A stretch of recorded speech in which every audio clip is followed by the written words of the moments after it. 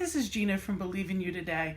And today I want to talk a little bit about body image and, the fact that who you are is not what you look like. There are people in society in general that will tell you you have to look a certain way. When you look at magazines or anywhere in the media, television, there's an image that we're supposed to look up to. And that's beginning to change, thankfully. There's publicity about real life, what someone looks like, is who they really are is more important than just that image. And, one of the things that served me well in my life is I heard this statement, what other people think of me is none of my business. And, that's something that to me really rings true. If I spend more time worrying about what other people think than what I think, I'm missing out on my own life. And I'm limiting myself to other people's insecurities. As I mentioned in the last video, I want to be healthy. I choose to be healthier, and I'm working towards that when it comes to my weight and fitness in general. It is important. There's no question about that. I am worth being healthy. But it's not about a particular size. It's about a lifestyle, the choices that I make. It's not about shame. It's not about guilt. It's nothing like that. It's simply feeling comfortable in my own skin.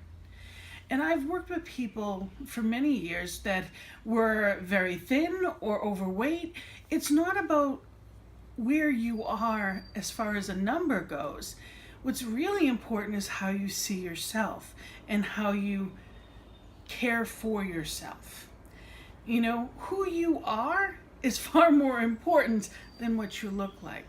There are beautiful people that are miserable, and there are, people that may be everyday, ordinary people that are very happy. And it's finding your happiness with yourself that is most important. Who you are is how you treat people.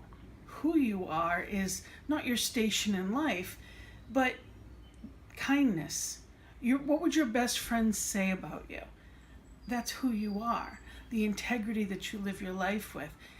All of those things, all those attributes of who you really are become the person that you choose to be. Not just how you dress, not the kind of car that you drive, not the job that you go to every day. You are what defines you. Unless you don't realize that. Unfortunately, there's times in our society or in everyday life that there seems pressure to look a certain way or act a certain way.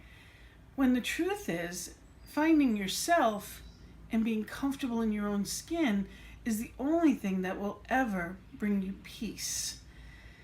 It's the only thing that will ever allow you to have a lasting joy. On a daily basis, life happens. You're not going to be ecstatic every day. But when we don't like what we see in the mirror, oftentimes that diminishes life. I've known many people that wouldn't go to certain events, didn't like to be seen in public. Their life was limited by what they looked like. And if you saw these people, you'd think there's nothing wrong with them. What are they worried about? I've known people that were in a perfect size 7 and still unhappy with their body. And then I've known people that were overweight that were comfortable with just who they were.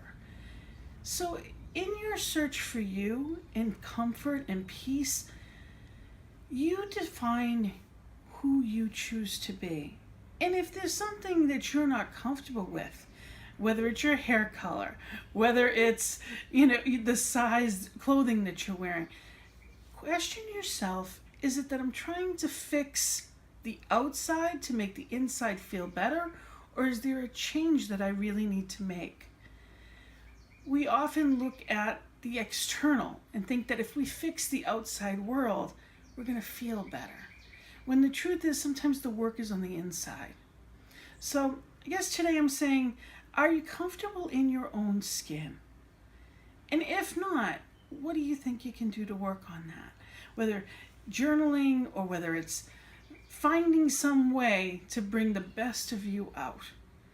And over the next few weeks, we're going to be talking about different aspects of that. My book, Your Journey to Happiness, has a 10-step guide to getting to your place of happiness and contentment for yourself.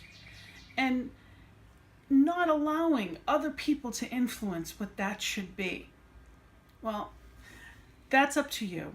If that's your choice, if you decide that you want to be happy, then come along with me.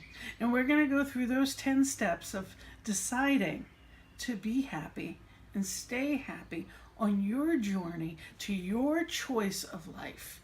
Not your station in life, not your age, not your job, but choosing the life of your design. Living a life you choose to live and being happy in it. There's a lot to that, and we're going to go over that a little bit at a time. But it all begins with asking yourself, what do I really want? Who do I choose to be? And we will talk about that in much more detail next time around. So have a wonderful day, and thank you for joining me.